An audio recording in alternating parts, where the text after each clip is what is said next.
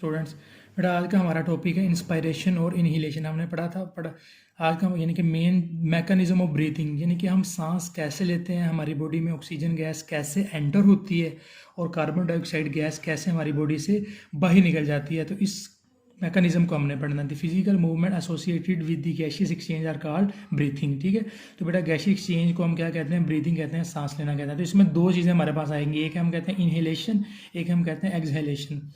तो बेटा सबसे पहले इंस्पायरेशन और इनहिलेशन। बेटा इनहेलेशन वर्ड निकला इनहेल से। इनहेल का मतलब है बॉडी में कोई चीज़ गैस को या ऑक्सीजन को हमारी बॉडी के अंदर लेके जाना। तो हमारी बॉडी क्या करती है? ऑक्सीजन गैस को हमारी बॉडी के अंदर लेके आती है। तो जब हमारी बॉडी के अंदर ऑक्सीजन लेके आती है तब हमारे लंग्स का मैकेनिज्म क्या होता है? वो सिकुड़ते हैं, फैलते हैं, प्रेशर कम होता है, ज़्यादा होता है, क्या होता है वो हम पढ़ते हैं इंस्पायरेशन में। तो इंस्पायरेशन बेटा, during inspiration the rib muscle, rib बेटा हमारी पसलियों के जो मसल होते हैं contract and ribs are raised, और जो रिब्स हैं वो क्या हो जाती हैं? ऊपर की तरफ क्या होना शुरू हो जाती हैं?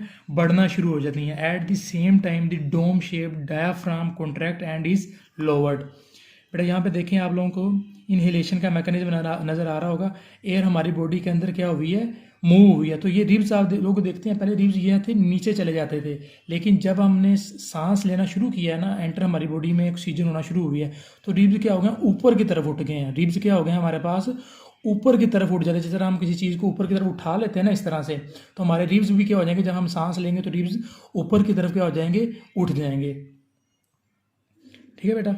At the same time dome shape diaphragm contract and is lowered, और जो बेटा हमारा जो डायाफ्राम होता है वो क्या हो जाता है? जो वो नीचे चला जाता है। ये डायाफ्राम हमारी बॉडी का ये वाला हिस्सा, ये क्या हो जाता है? डायाफ्राम नीचे हो जाता है। This movement increase the area of thoracic cavity which reduce the pressure on lungs. बेटा यहाँ पे देखें, जब हम सांस ले रहे हैं तो ये वाला जो हमारा जो रिब्स हैं वो ऊपर की तरफ चली गई हैं और डायफ्राम नीचे हो गया। इसका मतलब जो सरफेस एरिया है वो बढ़ गया। मैं अपनी बात दोबारा रिपीट करता हूँ। देखें, जैसे ही हमने सांस लेना स्टार्ट किया, ऑक्सीजन गैस हमारे लंग्स के अंदर आना स्टार्ट हुई है, तो हमारी रिब्स ऊपर की तरफ उठ गई हैं। जब वो ऊपर की तरफ उठ जाएंगी तो इसका मतलब रुकावट कम हो गया है, जो सरफेस एरिया वो क्या हो गया? बढ़ जाएगा। यहाँ पे देखें ना, ये रिब्स सारी की सारी ऊपर की तरफ चली गई, नीचे ये वाला आपको नजर आ रहा होगा, सारा का सारा एरिया बढ़ गया। तो एरिया ज़्यादा हो गया, इसका मतलब बड़ी आसानी के साथ बाहर की हवा एंटर हो सकती है बगैर किसी प्रेशर के। ठीक है, बाहर की हवा क्या होगी? आसानी के साथ एंटर हो जाएगी बगैर किसी प्रेशर के, क्योंकि जो हमारी रिब्स हैं वो ऊपर की तरफ उठ चुकी हैं। ठीक है बेटा, तो लंग्स पर जब प्रेशर कम हो जाएगा तो फिर क्या होगा? As a result the lungs expand, जो लंग्स हमारे क्या हो जाएंगे? फैल जाएंगे। And the air pressure within them also decrease. ठीक है बेटा, जो हवा का प्रेशर है वो भी कम हो जाएगा, बाहर की हवा तेज़ी से हमारे लंग्स की तरफ आएगी। The air from outside rushes into the lungs to equalise the pressure on both side. ठीक है बेटा, उसके बाद हमारे पास है एक्सपायरेशन या एक्सहेलेशन। बेटा एक्सहेल का मतलब होता है बॉडी से निकाल देना। तो बेटा जब भी हमारी बॉडी में मैकेनिज्म होता है, सेलुलर रिस्पायरेशन होती है, तो बेटा आप लोगों ने पढ़ा होगा सेलुलर रिस्पायरेशन के दौरान कार्बन डाइऑक्साइड गैस हमारी बॉडी में से रिमूव हो जाती है। फर्ज कर बेटा, अगर आप लोग रनिंग करने गए हैं, आप बड़ी स्पीड के साथ भाग रहे हैं, तो तब भी सेलुलर रिस्पायरेशन का जो मैकेनिज्म है वो तेज़ हो जाएगा। तो जितनी सेलुलर रिस्पायरेशन ज़्यादा होगी उतनी ही कार्बन डाइऑक्साइड गैस ज़्यादा बनेगी। तो इस फालतू कार्बन डाइऑक्साइड गैस को बॉडी से निकालना है, तो निकालने का काम कौन करते हैं? लंग्स करते हैं। तो ये लंग्स कैसे काम करते हैं वो हम देखते हैं। After the gaseous exchange in the lungs the impure air is expelled or out in exhalation। ठीक है बेटा, उसको क्या किया जाता है? एक्सपेल कर दिया जाता है। the rib muscle relax bringing the ribs back to the original position।